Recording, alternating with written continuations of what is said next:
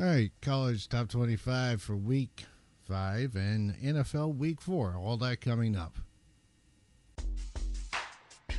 Let's talk football.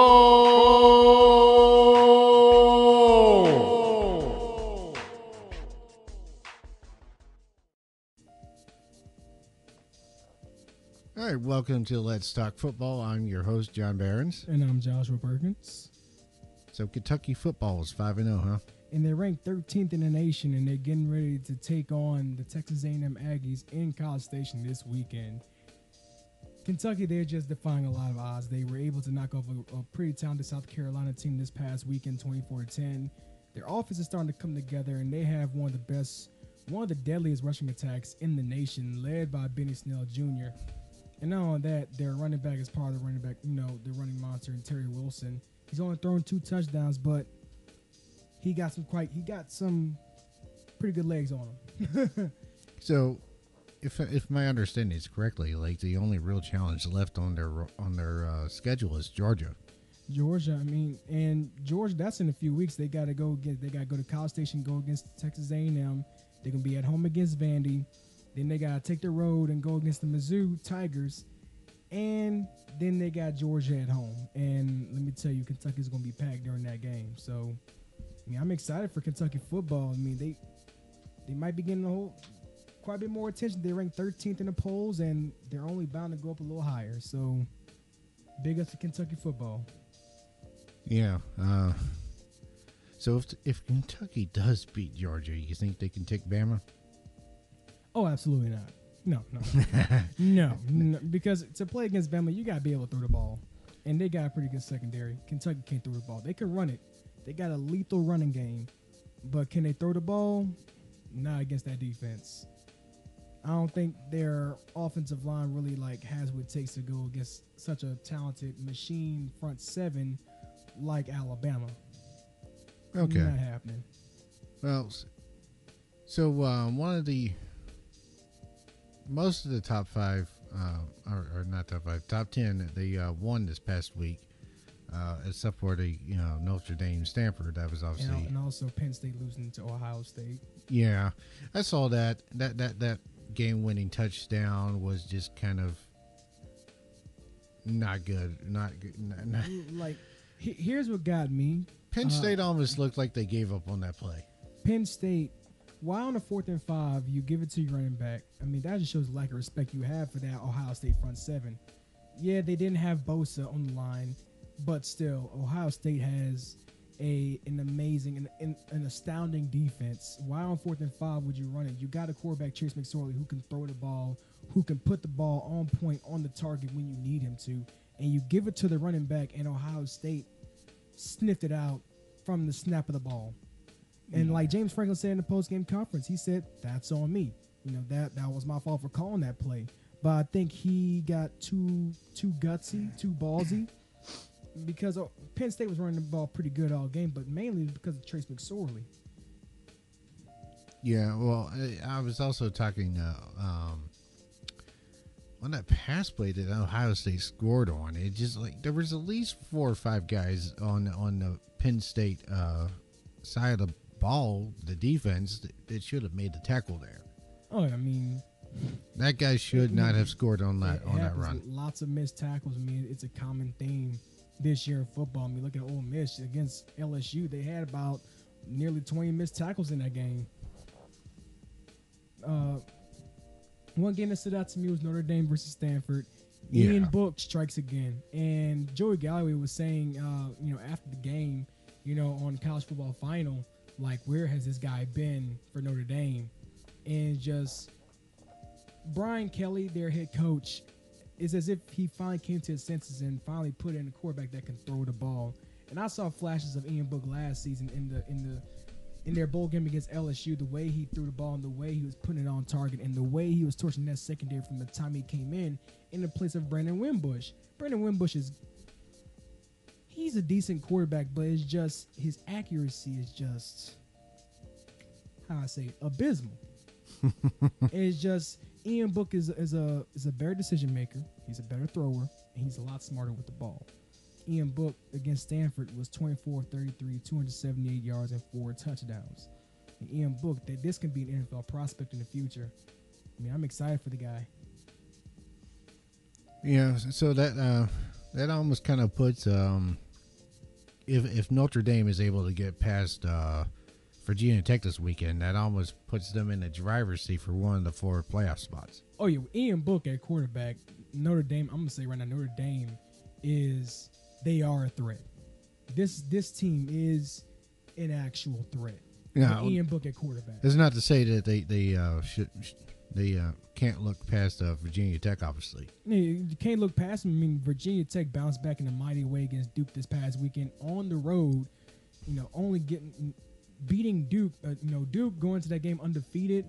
They went to that game ranked, and they beat Duke 31-14. They held them to only 14 points after giving up 49 to Old Dominion. And so, I mean, they held Duke to under 350 yards total offense. Virginia Tech control time and possession. 31-14. I say that's pretty impressive going against a ranked team on the road, especially in conference. So Virginia Tech, they didn't let the Old Dominion loss get to them too much. All they did was recoup, and it's just like football. I mean, you lose a game if you get upset, the show gotta keep going on. So Virginia Tech, they laced up their cleats, buckled their pads. They went out there and beat Duke. And Virginia Tech has another chance, but it's going to be a tall task going against a talented offense like Notre Dame led by Ian Book. So that can be an upset alert right there. Virginia Tech, they're finally back in the top 25, which quick improvement. So one of the things that I took note of was, obviously, as you know, Syracuse came real close to beating Clemson. Very close. Trevor Lawrence, their starting quarterback, a guy who they replaced Kelly Bryant with, went down with concussion-like symptoms. Come to find out he's been practicing this week. So he might be ready for their game this weekend when they take on Wake Forest on the road. Yeah, well, one thing about the Clemson Tigers is that I saw a comparison in the paper this morning. No, it was probably yesterday. But they were compared to the 2014 Florida State team. They just kept coming from behind, but at the same time kept falling from behind, and then made the playoffs, obviously. That was the inaugural season, and got destroyed by Oregon. Who got destroyed by Ohio State? Well, you look at this Oregon team, they had Marcus Mariota. I mean, Oregon at that time had probably the fastest team in the country at that time. Nobody stopped them. Florida State still had Jameis Winston at that point. But, I mean, Jameis Winston was getting into a little bit more trouble that season. And, I mean, Florida State, of course, with Jimbo Fisher at the helm, they were still a very deadly team. They were one of the best teams in the country. It's just when they went up against a pretty good Oregon squad, they got exposed pretty badly. Well, yeah, they kept falling behind throughout the entire season. Come back late. Well, you got to look at it. It caught up with Florida State. They found a team. They went up against a team that they fell behind, and they stayed behind. Basically got so bad that they fell behind even worse. Remember that game? Oregon beat them like 59-20. It was not even close. Yeah, it was pretty. Look at how fast. I mean, but that's a Pac-12 for you. That's a speed-oriented conference. Well, Florida State had beaten Auburn in the title game the year before. They were reigning champs. They're defending champs at that point. Well, and that was when Jameis Winston really arrived on the scene, and this is when all eyes of the nation were on him, and they just had so much momentum that season. They had Telvin Smith at linebacker as well, and just, I mean, that was one of the best Florida State teams I've seen. Since I've been living. Because I've never seen a team look so focused until I looked at Florida State. They looked completely focused that season, and they were going against an Auburn team that came out of absolutely nowhere with Nick Marshall at quarterback. Mm-hmm. Well, one team that just kind of fell off that I kind of isn't surprising seeing how their coach left them, but still, I mean, coming into the season, people expected Mississippi State to do better than this. Oh, yeah. I mean, Mississippi State, they started off strong, but I feel that they've been exposed as far as their weaknesses. And it started from the Kentucky game. I mean, Nick Fitzgerald is a pretty good quarterback. This is a highly touted quarterback. He's a dual threat. He can run. He can throw. He also has a really big frame on him. And it's as if now these defenses have figured out Mississippi State. You know, when they had Dan Mullen, you know, it was hard to kind of figure them out because Dan Mullen is a mastermind on some levels. But with a different head coach, and it's kind of like now Mississippi State, it's kind of like they're in a boxing match, and it's like they keep on swinging, but they keep exposing their midsection. They keep exposing their faces. You know, and now, what is Florida defense that good, or is Mississippi State offense that bad? It's hard to imagine either one of those are entirely accurate. I mean, because Florida, they always keep a good defense. They do. You know, I mean, they always keep, a pretty good defense. Especially this season, they held Mississippi State to only 6 points during the whole game. Yeah. Not even Alabama was able to do that last season. But then again, you also have to consider that Florida is going up against Mississippi State with their former coach. Yeah, Dan Mullen knows everything about Mississippi State. He's fresh out of Starkville. Right. I mean, he used to coach their offense. He used to coach Nick Fitzgerald, and he had clear knowledge of this Mississippi State team. So I mean that's a huge advantage, and so it's as if Mississippi State was exposed before the game got even started. But I mean, you look at this Florida team. I mean, despite Dan Mullen knowing the Mississippi State game plan, Mississippi State should have still been able to move the ball. I mean, Nick Fitzgerald, knowing the type of guy he is, he likes to throw the ball, he likes to run it, but he was held to only 98 yards passing. He was held to under 50% completion percentage. Mississippi State was held to only 202 yards of total offense. I can't remember the last time Mississippi State's been held like that. Well, yeah, Dan Mullen really did bring Mississippi State and put them on the map for the first time since Jackie Sherrill. Yeah, but who retired after the 2000 season. But also with this Florida Gators team with Dan Mullen, he's trying to change the culture in Florida because Florida, they're going through their dark ages right now. They're going through their dark days, and they're trying to work out of it. And I feel with Dan Mullen, the reputation he's built up in the SEC throughout his time at Mississippi State, it really had Florida pursue him. You know, they're about to get their recruiting classes together. Felipe Franks is looking more poised by the week. I mean, he was 22-31 for 219 yards and 1 interception. That just shows Felipe Franks, he's not a guy that likes to put up the fancy numbers. He's not a guy, that really puts up the numbers. But I see a pretty good game manager in Felipe Franks. So, I mean, LSU defense got their work cut out for them probably again this weekend, going against Florida in the swamp. I feel it's going to be a low-scoring battle. I mean, LSU looked amazing against Ole Miss. Considering the fact, I mean, Ole Miss shot themselves in the foot way too many times. It's like they made it easy for LSU. Was it like 12, 15 penalties for the Rebels? For Ole Miss? Oh, Lord, don't get me started on Ole Miss and their penalties. I know they had something like 10 in the first half.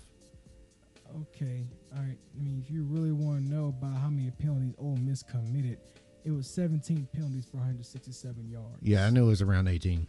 And it was a bunch of drive killers too. It was a bunch of penalties that kept LSU's drives going, and it really put LSU in the driver's seat in that game. Is that LSU controlled that game? I mean, they picked off Jordan Teamu first drive. LSU goes on offense for the first time. They miss a field goal, and then it was after that LSU just dominated the whole time. Joe Burrow played his best game as an LSU Tiger, going 18 of 25, 292 yards and 3 passing touchdowns. On top of that, 9 carries, 96 yards and a touchdown. And I'm just thinking, so you mean tell me this whole time Joe Burrow's been want to act like a pocket passer when really he's a scrambler? And I think it's time that LSU adds another dimension to their offense by incorporating Joe Burrow's scrambling abilities into their offensive game plan. Because LSU relies so heavily on their running backs, you would never figure that they'll go ahead and do a read option because, I mean, Joe Burrow doesn't run a whole lot. I mean, he ran wild against Ole Miss. So, do you think Alabama will ever play somebody that can actually challenge them? I think it's going to happen this season. I think LSU can challenge them this year. Well, I know, but I mean, I was just kind of following the game against the UL Lafayette Raging Cajuns, and UL Lafayette. What you expect was what you thought was going to happen? What, it's going to It go was down to almost- the wire? It's going to go down to the final field goal? What you thought? They're going against UL Lafayette, who's probably despised by their own athletic director. I mean, why in the world would you make your Group of 5 program play 2 SEC schools in the span of 3 weeks? If you can't beat Coastal Carolina at home, what makes you think you can go on the road and beat Alabama? Yeah, I understand some big paydays, but come on now. I mean, it was almost like 50-0 at the half. And then, I mean, Tua Tagovailoa didn't even play the whole second half at all. He went 8 for 8 for 128 yards and a pair of TDs, and that was it. Saban took him out. So what do we think about Michigan? It seems like they got a little bit of a personality disorder. It's hard.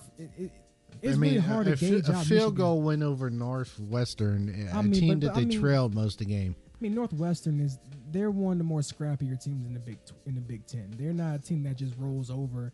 You know, they're not like a Kansas in the Big 12. You know, Well, I mean, I get that, but wasn't Michigan supposed to, compete this year?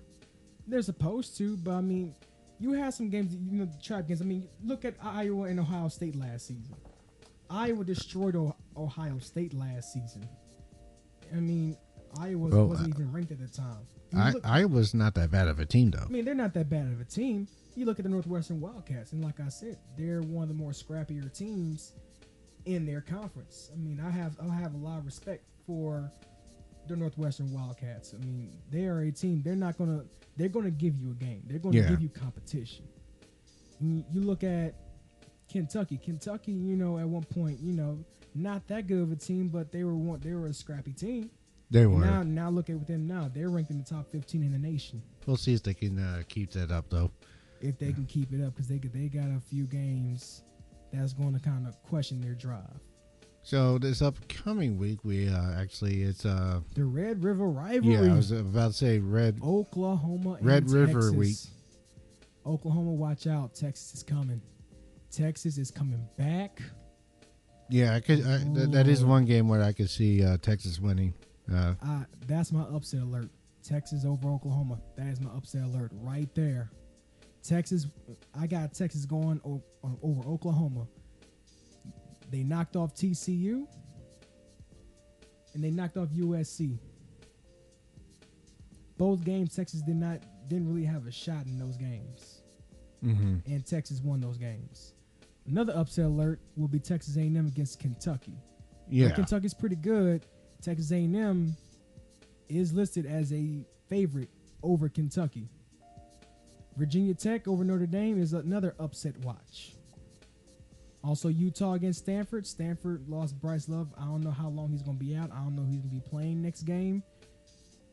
But Utah, that's another scrappy team. Yeah, Utah's another scrappy team. But, back on the Notre Dame Virginia Tech matchup, the only reason why I think this is not a bigger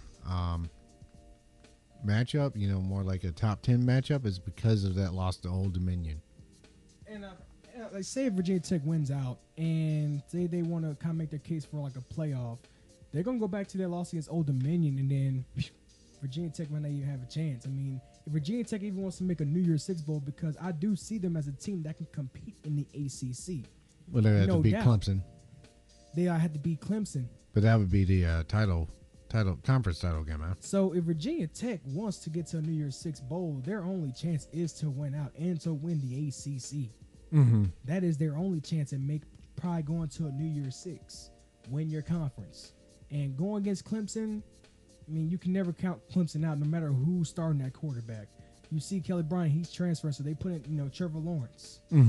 Trevor Lawrence goes down. They put in Bryce. So, and Bryce led a miraculous comeback. But, I mean, then again, their quarterback, Etienne, went 27 carries for over 200 yards in that game, which took a bunch of pressure off the true freshman quarterback in his first game out there on the field for the Clemson Tigers. So, yeah. I mean, there you have a catalyst that you could probably stop for Clemson.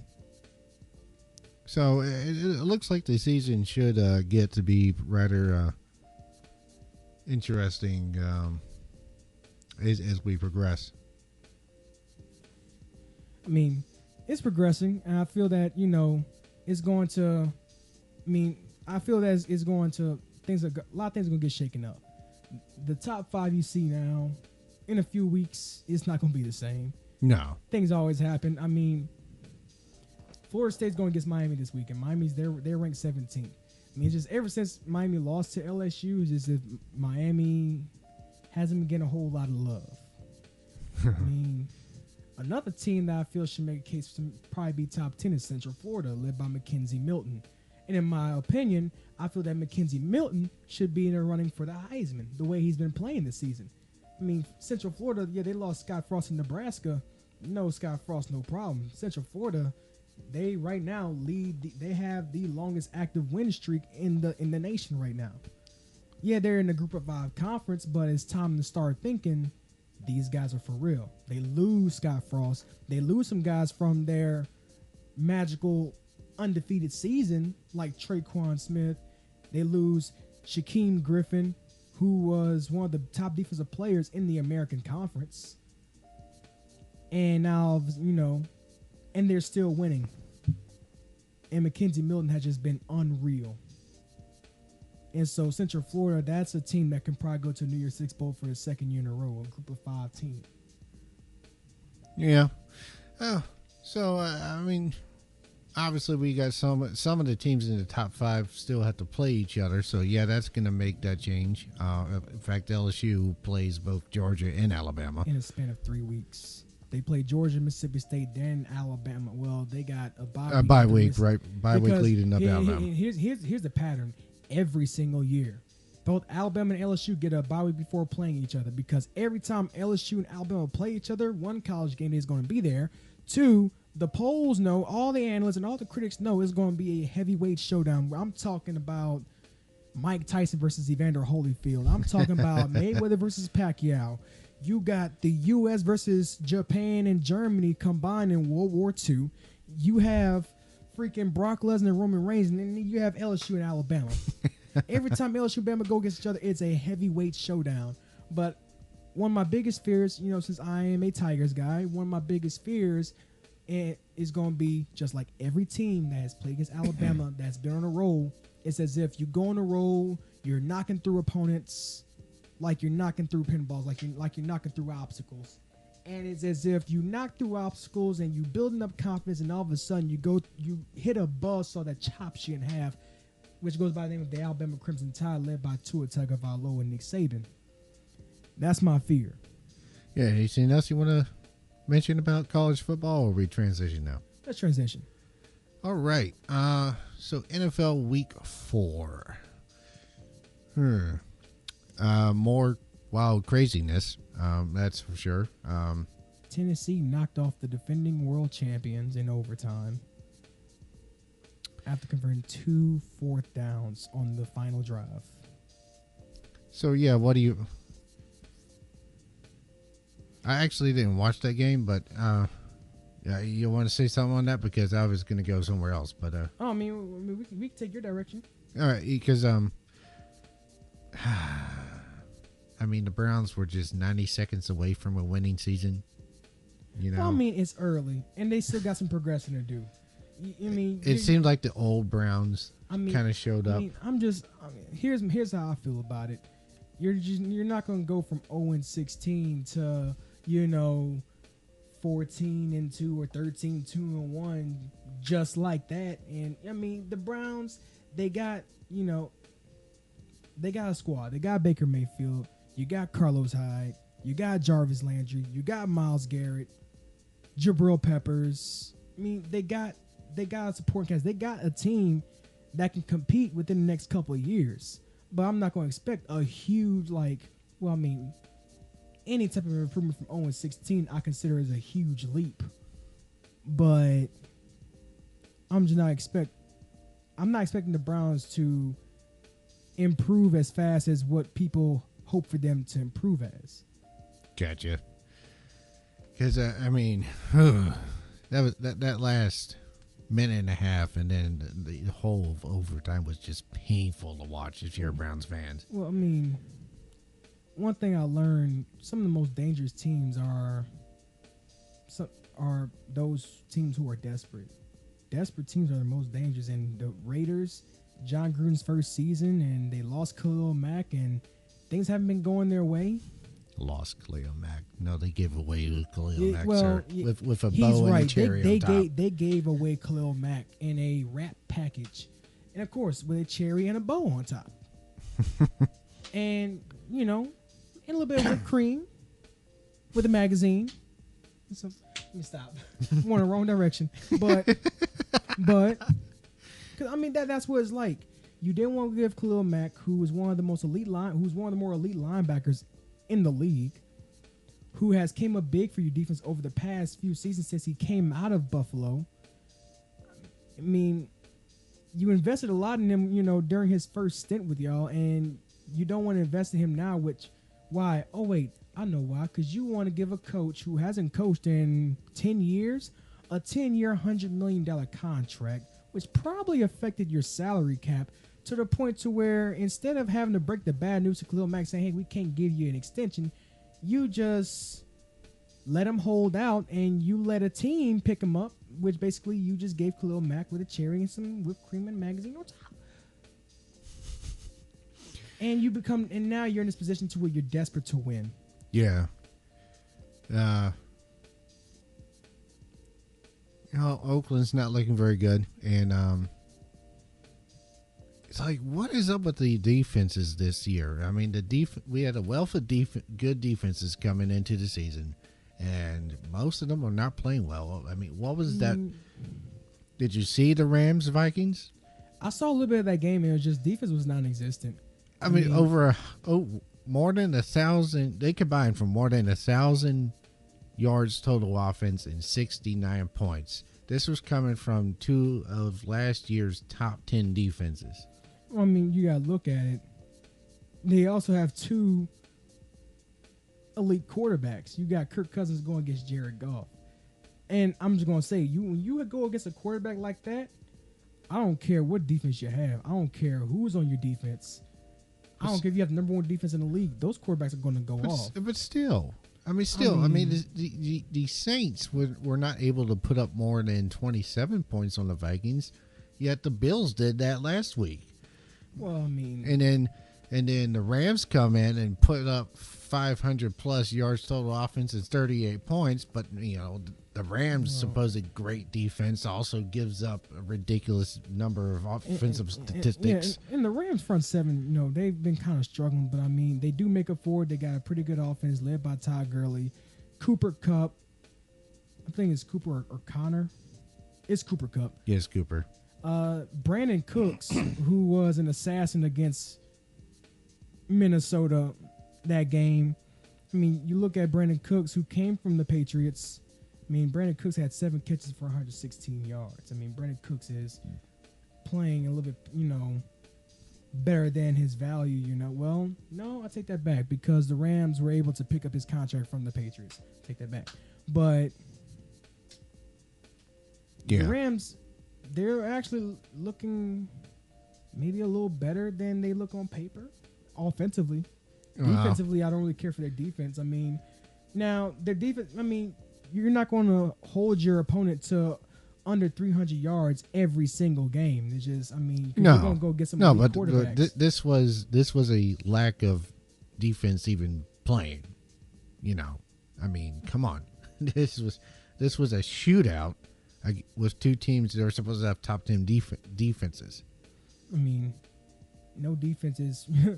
If you want to know bad effort from a defense, let's look at the Broncos when they played against the Chiefs last night. Patrick Mahomes he's a right-handed. He is strictly right-handed. He felt pressure from Von Miller, and he shot puts a throw from left-handed and still throws for a first down in the fourth quarter. So, Broncos defense did kind of collapse there in the fourth quarter. But it's Patrick Mahomes. Where my Patrick Mahomes at? Where my homies at? I'm a fan of Patrick Mahomes. I like the kid. And I knew that he was going to take over that team. I knew that when the Chiefs drafted him so high, despite having Alex Smith, who's an elite quarterback in this league, I knew that someday the team was going to be his. And I knew that was Alex Smith last season. I knew they were going to push him right out the door after that season was over. So it looks like Fitz magic went poof. Houdini. And that Houdini came in the form of the Chicago Bears defense. Hello. And Mitch Trubisky threw 6 touchdowns. Trubisky has really impressed me as of late. When I looked at that score, I was ready to have some praise and worship. Because it was time for the Buccaneers to get exposed. The Steelers beat them on Monday Night Football, but did not completely expose them. The Bears exposed everything about them to the point where Dirk Cutter had to make a decision to put in Jameis Winston. So now, Jameis Winston, you're not completely out the door yet. You're good. Jameis Winston has been named the starter for the Buccaneers rest of the season. So, at least for week 5. Yeah, well, you kind of expected that. Now, Cowboys-Lions, there was a play in that game that just kind of lended some. So when Dak Prescott hiked the ball and started to run with it, but tripped on his own foot or whatever, fell down, not down at that point, gets back up and just starts standing there. The referees don't blow the whistle, so the play's not over. Keep running. And the Lions defensive players, I forget who it was who did, they tackled him. And then what happens? A flag? Roughing the passer. But wait, you ain't. You know what? John, here's my proposal. And here should be a new rule on how you should tackle a quarterback. If you're going to tackle a quarterback, first you need to go up to him. Well, first you got to hug him and tell him how you feel. Tell him how much you love him. Okay? That way he feels that love from you. All right? Make sure you give him a kiss on the helmet. Then you pick him up like you're his knight in shining armor. You're going to lay him down on the ground. You're going to grab a towel or try and find a pillow from the nearest fan. Put his hand under the pillow. You give him a flower and treat him like he's Snow White. And maybe then you might not get a roughing the passer penalty. Maybe then. This is starting to get to be rather ridiculous. I mean, because this is starting to get to be ridiculous. All right, the Clay Matthews penalty against the Washington Redskins, the other week, back in week 3, that was one of the clean. Now, Alex Smith got planted. That was a mean sack, but at the same time, that was one of the cleanest sacks I've ever seen. Yeah. Because Clay Matthews was nowhere near Alex Smith's head. Clay Matthews did not charge with the crown of his helmet. Because the new rule is if it don't have to be towards your opponent's head. If you charge anywhere with the crown of your helmet, you're going to get a roughing the you're going to get a personal foul penalty or a roughing the passer, depending on who you hit. So, what was roughing the passer about that? No. And then you didn't blow a whistle on Dak Prescott, which means in football, guess what? He's not down. He has the ball, so he's not defenseless. Which means, if I'm a defensive player and the referee didn't blow the whistle, he has the ball. He's not defenseless. He's open season. I may not charge at him with the crown of my helmet, but I will charge at him with every force in my body. Yeah. And I will make him feel the hard work that I put in just to knock him out. So, 1 week after blowing out Minnesota Vikings, the Bills go to Wisconsin and get shut out. Lay a big goose egg. Oh, I mean, the Bills, that's just inconsistency at its finest. I mean, they even showed inconsistency against the Vikings.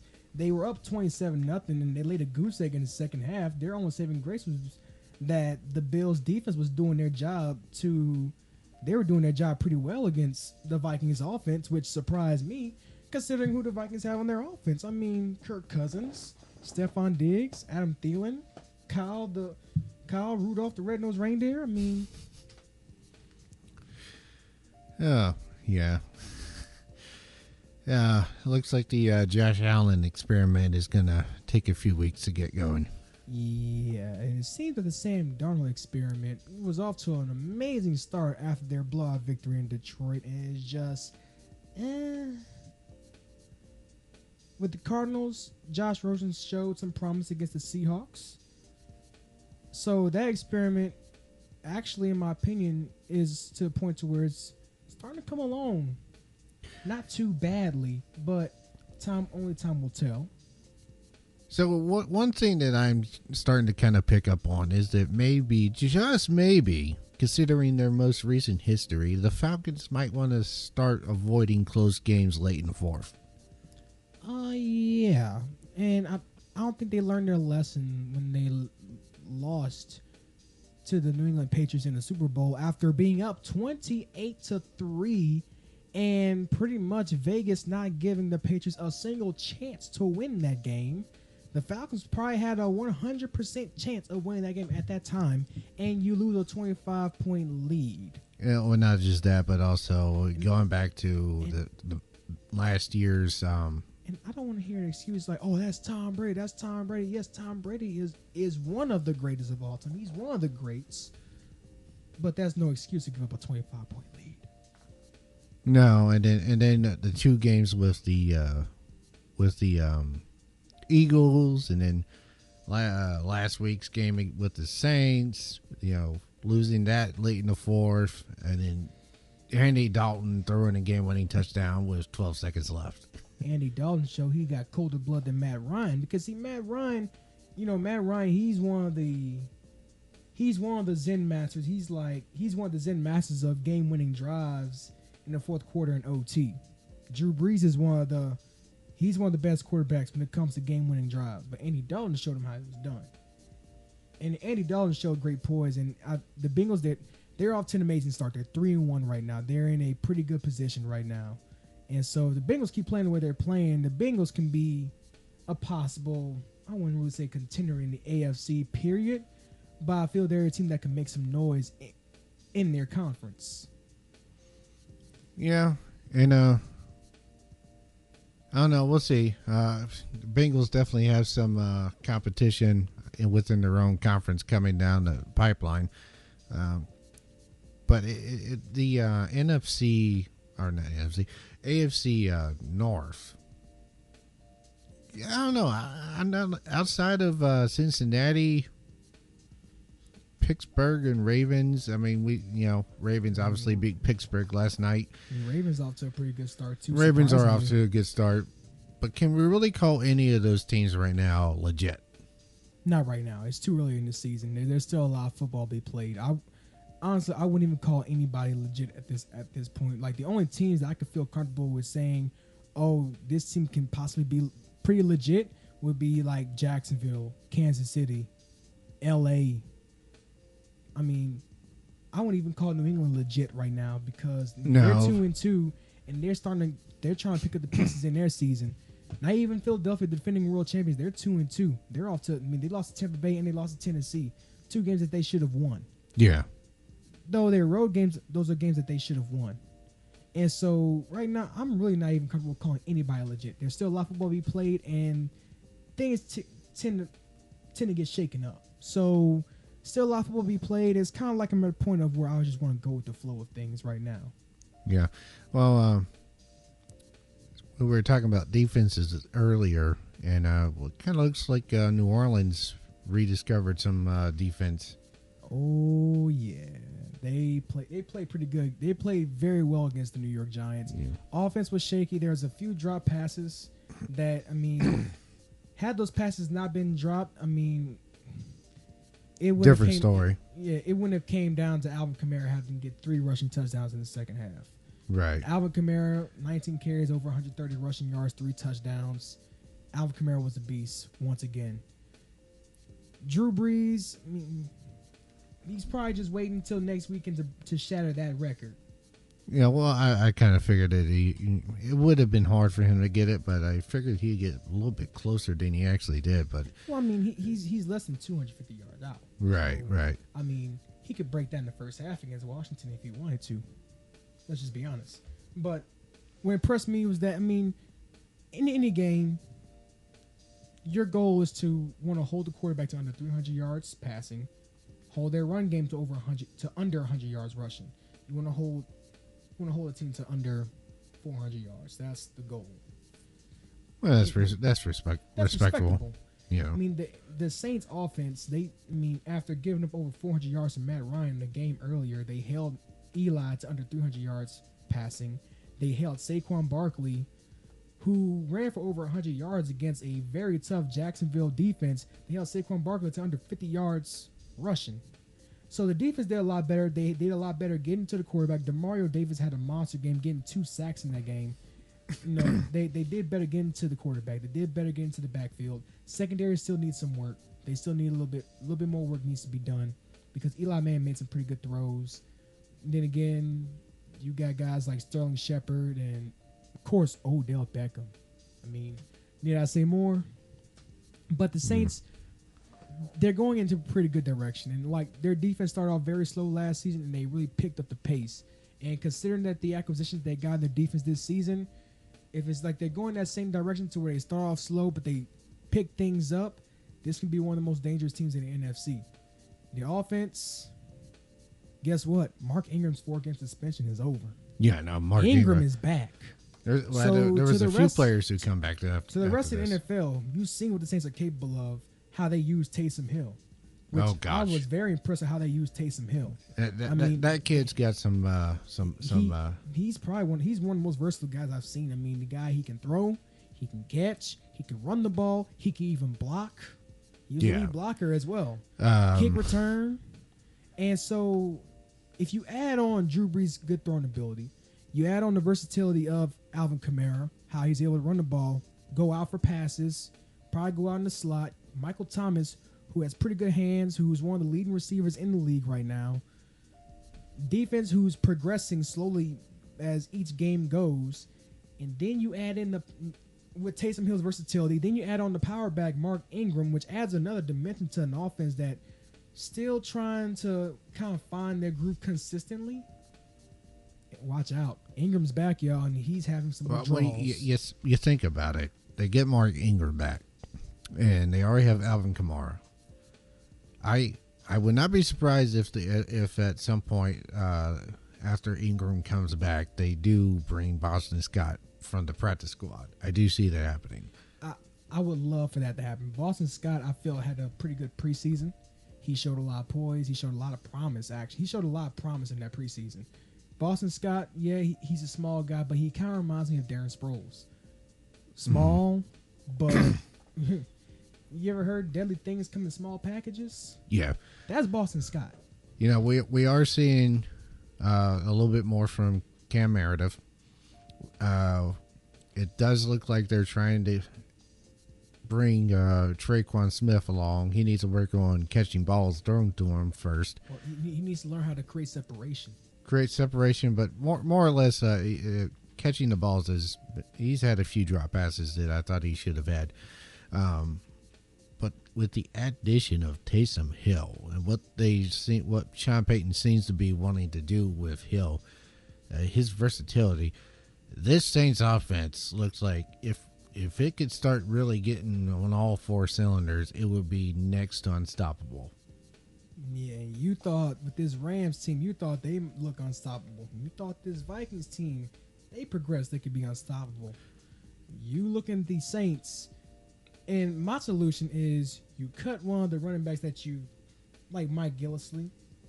Cut him and you bring up Boston Scott from that practice squad. You bring Boston Scott to the active roster. You dress him. You put him in that game. Then we can be looking at maybe another Darren Sproles, maybe.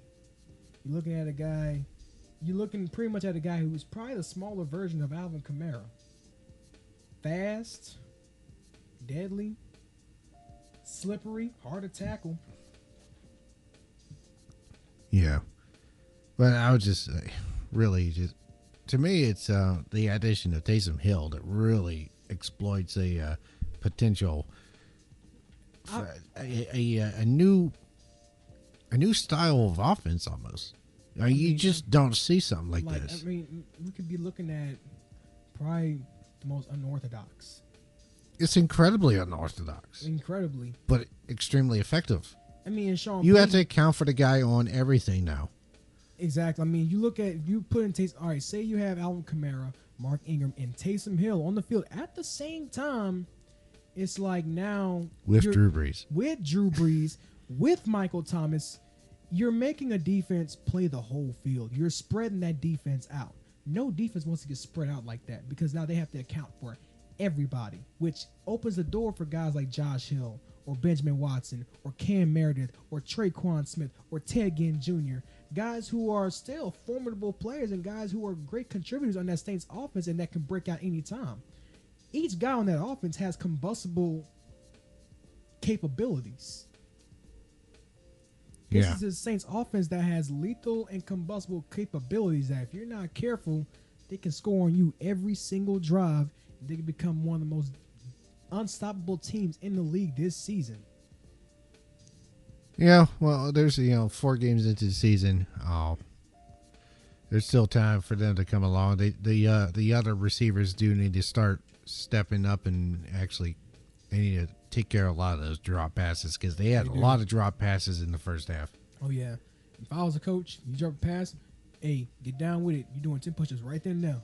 Even Kamara dropped a perfect pass from Taysom Hill. Perfect pass from Taysom Hill. Took that man's first professional touchdown throw from him. How does that feel? We actually talked significantly longer than we usually do. It was worth it though. No. So I guess we'll wrap things up. Another exciting week coming up next week. We should be getting some more exciting games in, especially as we get more into the conference schedules. Those top 25 teams will start playing each other. And I mean, we're in the point of the season where we're going to be seeing a lot of teams' true colors, and we're going to see how truly a lot of these teams are. Oh yeah, These next 4 to 5 weeks, we will see how good LSU is, how good it really is LSU in Kentucky and other teams. October is where you just kind of start to weed some of the pretenders out. I mean, in my opinion, October and part of November, that makes you or break you. Yeah, absolutely. Okay, well, this has been Let's Talk Football. Thank you for joining us yet another week, and we hope to join you next week or join us next week. I have been John Behrens. I have been Joshua Perkins, and always will be. Signing out. Let's talk football.